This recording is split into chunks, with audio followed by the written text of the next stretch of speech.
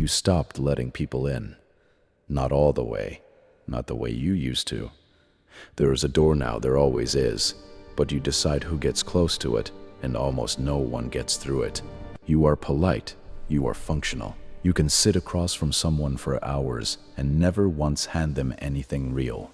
And the strange part is, you don't experience this as coldness. You experience it as clarity. But the world has a word for it: emotionally unavailable. That's what they call it. The therapist uses it carefully, like it's a diagnosis. The person who wanted more from you uses it as an accusation.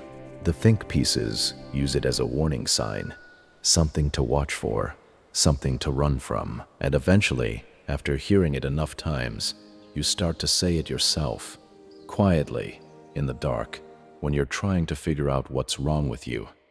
Here is what no one has said to you yet. The word is wrong. Not the behavior, the word. What they are calling emotional unavailability is something else entirely. And once you understand what it actually is, the question stops being "why can't I open up?"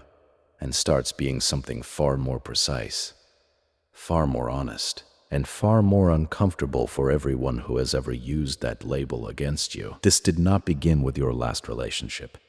It did not begin with the most recent person who left. If you trace it back honestly, and you should, it began much earlier. The first time someone you trusted completely used that trust against you. Maybe they used what you told them to hurt you later. Maybe they left without warning after you'd made yourself fully visible.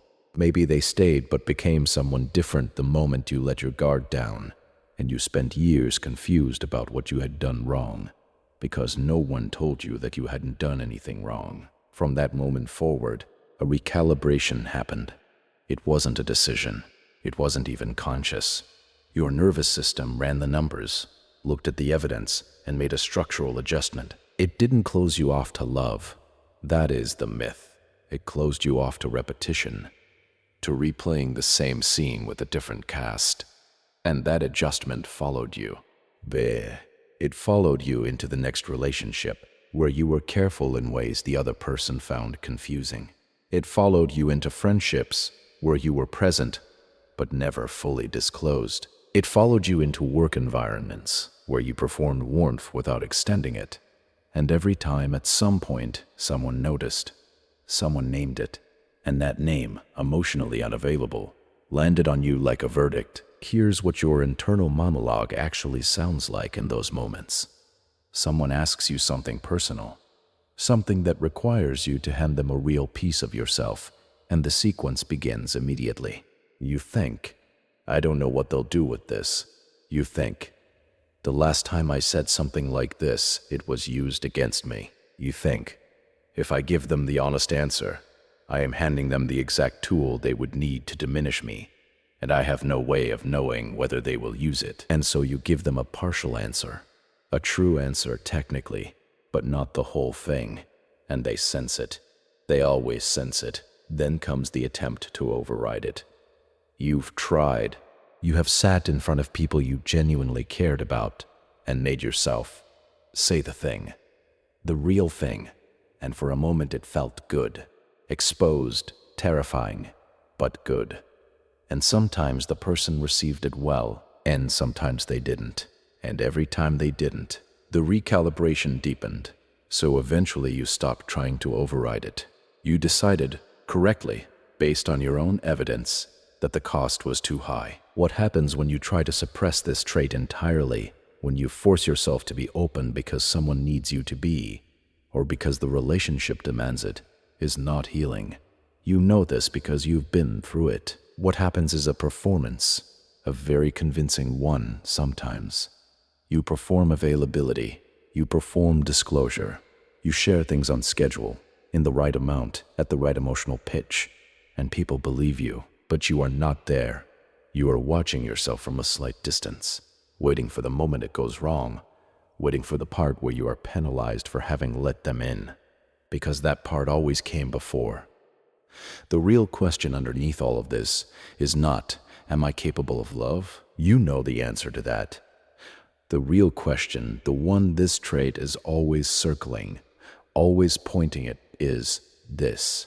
Can I trust my own assessment of when someone is actually safe? Because that is what was damaged. Not your ability to feel, your ability to believe your own read on other people.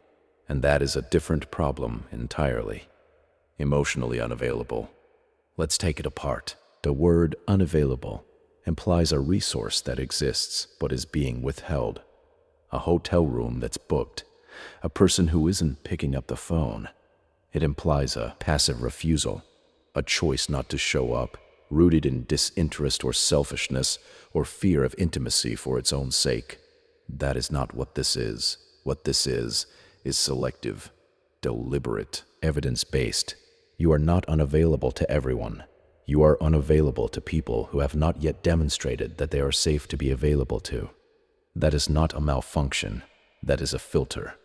And the difference between a malfunction and a filter is the difference between a broken lock and a working one. The people using the word against you need you to be the problem, because if you are the problem, then their frustration with your boundaries is justified.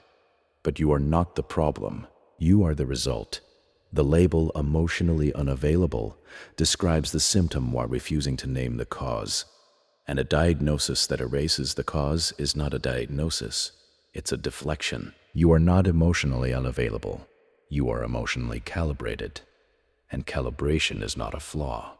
This trait does not come from nowhere. Psychology has a name for the process that produces it, though the name is rarely offered in the context that would make it useful to you. What happened to you at some point in your history is that the people or systems meant to be reliably safe turned out to be unreliable. Attachment theorists call this the betrayal of the attachment bond. The more precise term is a breach of relational trust. And when that breach happens repeatedly, or when it happens once at sufficient depth, the system that monitors safety recalibrates. This is not pathology. This is biology doing exactly what it was designed to do. The brain's threat detection system is not broken in you. It is overtuned. It is a smoke alarm that went off during an actual fire and now activates at the smell of toast.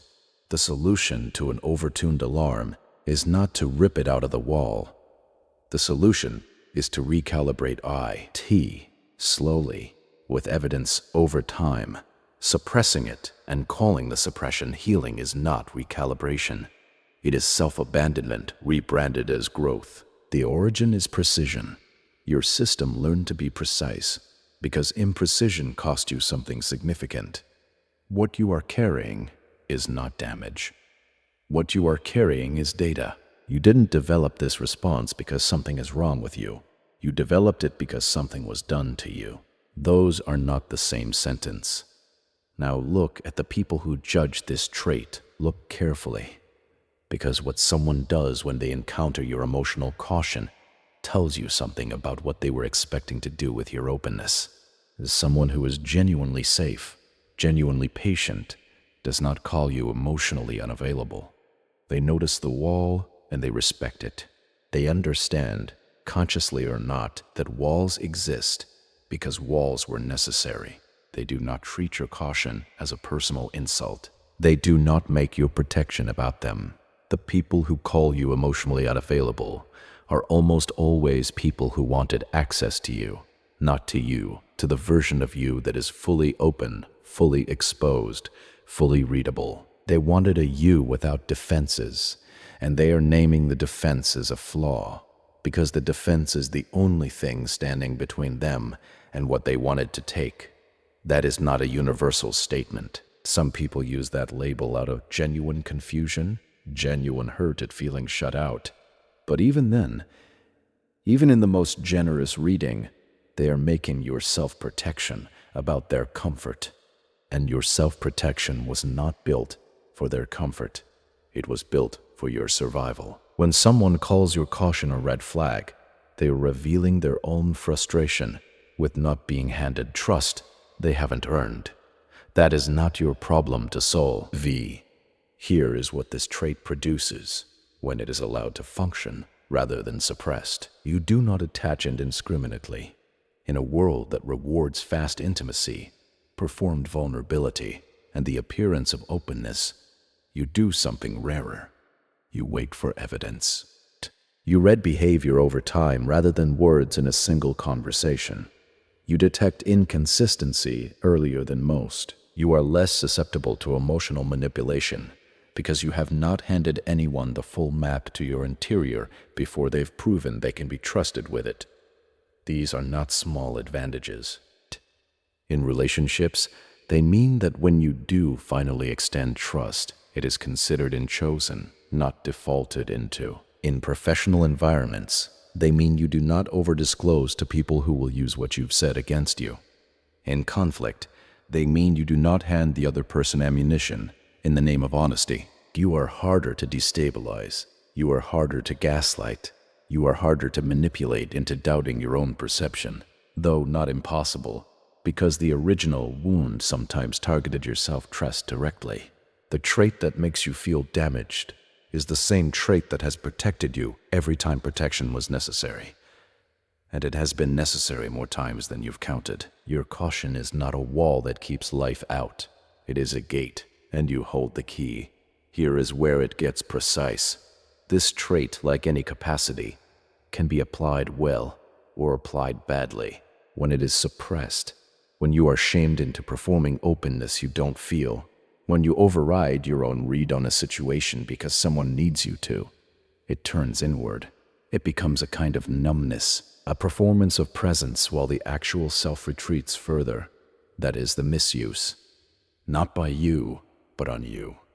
When other people's need for your openness overrides your own assessment of whether it is safe, the trait cannot function as designed. It becomes armor you wear inside, visible to no one, useful to no one, and slowly suffocating. When the trait is acknowledged, when you name it, understand its origin, respect its function, and stop apologizing for it, it does something different. It becomes selective deployment. You open to the people who have demonstrated, in behavior not words, that they can be trusted. You keep the gate closed to people who haven't. You stop performing availability as a tax for being in relationship. You become for the first time genuinely available to the people who have actually earned it, which is a much smaller group and a much safer one. There is a version of this trait that isolates you, and there is a version of this trait that protects you while still allowing connection. The difference between the two is not more openness. The difference is more honesty with yourself about what you actually perceive. The trait isn't the problem. Misreading it as one has been. The first shift is internal, and it happens at the level of language. The words you use to describe yourself to yourself are not neutral. They shape how you interpret your own behavior in real time, and they shape whether your instincts get treated as data or as symptoms. Stop using the phrase emotionally unavailable. Even privately, even when someone else hasn't said it first, that phrase frames your caution as a deficit, as something withheld from someone who deserved it. Replace it with something precise. I am cautious until I have evidence. I extend trust incrementally. I protect what matters until there is reason not to. These are not euphemisms. They are accurate descriptions of a rational process. The language replacement matters because the moment you catch yourself framing your caution as a malfunction, you begin overriding it. You tell yourself to be more open. You perform openness you don't feel. And the override always cost you because the thing you were being cautious about was usually real. When someone asks why you're so guarded, the internal answer is no longer because I'm broken. The internal answer is because I have learned to read accurately, and what I am reading right now has not yet warranted full access. Say that to yourself first, then decide how much of it, if any, you want to say out loud. The word you use for yourself determines whether your instincts are an ally or an accusation. Not every environment is hostile to this trait. Some are. And part of what makes this trait feel like a liability is that many people carrying it have spent significant time in environments where it is punished. Environments that reward performed openness. 10 environments where the social currency is disclosure, where you earn belonging by revealing yourself, and where holding back reads as arrogance or coldness or untrustworthiness. The audit asks a different question. Where does this trait actually function well? Where are you surrounded by people who take their time, who earn trust rather than demand it, who do not interpret your caution as rejection, who demonstrate their reliability in behavior before expecting access to you? These environments exist.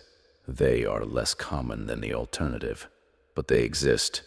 Certain professional cultures reward precision over disclosure. Certain kinds of friendships, built slowly over years, can hold this trait without pathologizing it. Certain relationship structures, with partners who are patient and secure enough not to make your caution about themselves, allow the gate to open on a timeline that makes sense.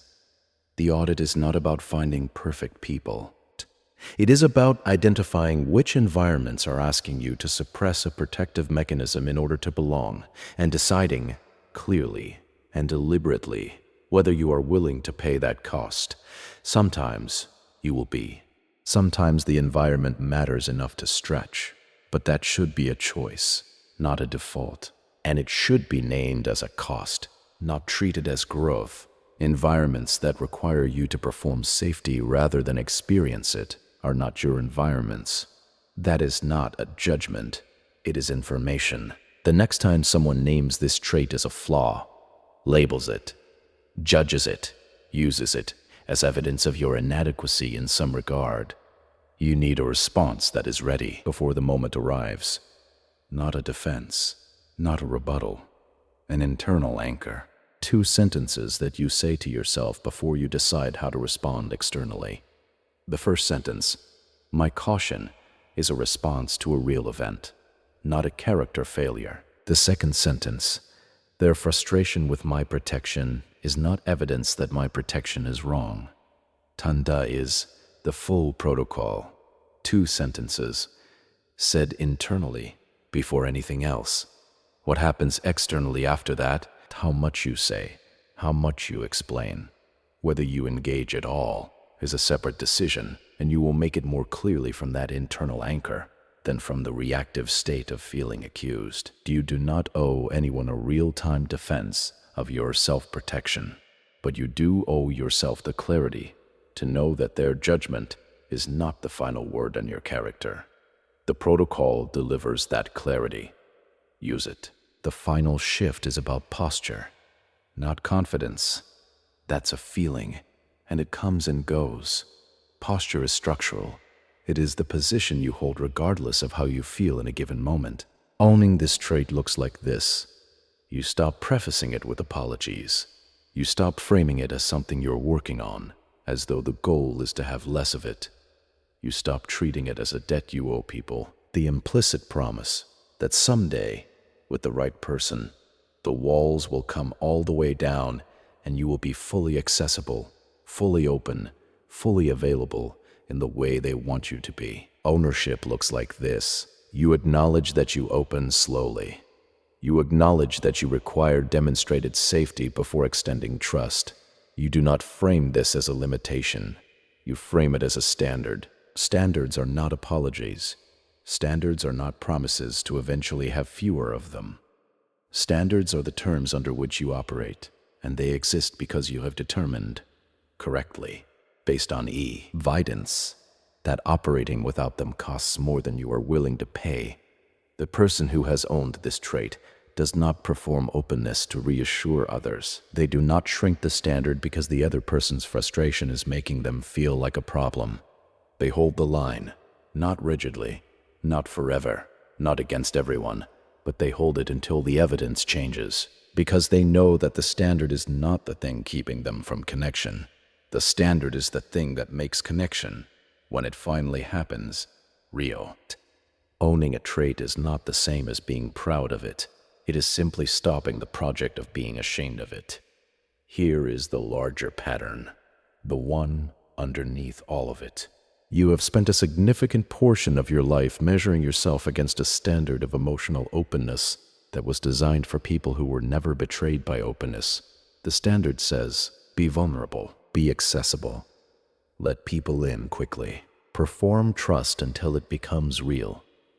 And if you can't do those things easily, if the cost of doing them is too high, then something is wrong with you, and the something wrong with you is your fault. That standard was not made for you. It was made for people whose early experiences of trust confirmed that trust was safe. People whose openness was met with care, not weaponized. People who never had to learn the difference between a safe person and a convincing one. That is a different kind of history. And a different kind of history produces a different kind of person, not a worse one, a different one. So here is the honest assessment. Right now, today, you are a person who learned something real and paid a real price for the lesson.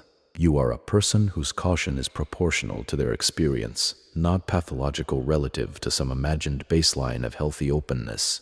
You are a person who has been told repeatedly that the very thing protecting you is the thing making you unlovable, and you have been told this so many times by so many people that some part of you believed it.